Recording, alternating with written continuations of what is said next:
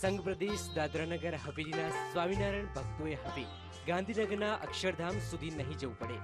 દાદરાનગર હવેલીના પાટનગર સેલવાસના અથાલા ગામે બીએપીએસ સ્વામિનારાયણ સંસ્થા દ્વારા અદ્ભુત સ્વામિનારાયણ મંદિરનું નિર્માણ કરવામાં આવ્યું છે। રાજસ્થાનથી મંગાવેલા ગુલાબી પથ્થરથી નિર્મિત આ મંદિરમાં સ્ટીલનો સહેજ પણ ઉપયોગ કરાયો નથી।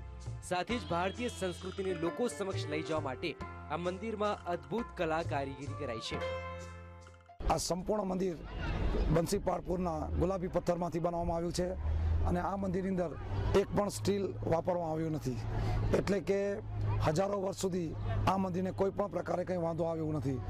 આ મંદિરની અંદર જે બધી ડિઝાઇનો છે એ આબુના દેલવાડાના દેરા છે, એને પણ આપણે કહીએ તો શરમાવે એવી છે।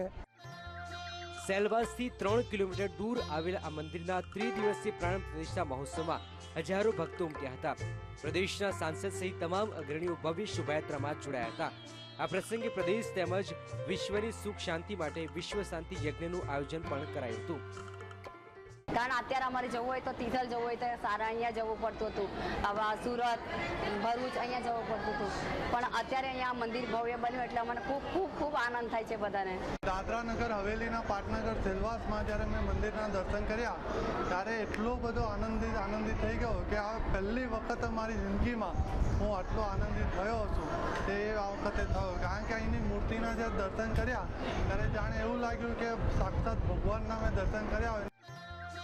દાદરાનગર હવેલીના આદિવાસી વિસ્તારમાં બીએપીએસ સંસ્થા દ્વારા અનેક લોકોપયોગી કાર્યો કરાયા છે।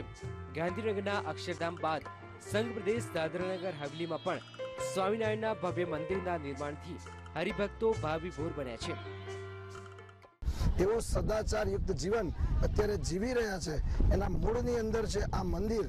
આજે ભગવાન આ બધા જ હરિભક્તોના સંકલ્પ પૂરા કરશે એના માટે અહીંયા આગળ વિરાજમાન થયા છે, એટલે અમારે માટે અતિ અતિ અતિ હર્ષની આ આનંદનો દિવસ છે। અગાઉ દિલ્હી અને ગાંધીનગર સુધી દર્શનાર્થે જતા ભક્તો હવે ઘર આંગણે સ્વામી બાપાના દર્શનનો લાભ લેશે અને આ ભવ્ય મંદિરમાં બિરાજેલા ભગવાનના દર્શન કરી ભક્તિનું ભાથું બાંધશે। માનવ ઠાકોર, વીટીવી, સેલવાસ।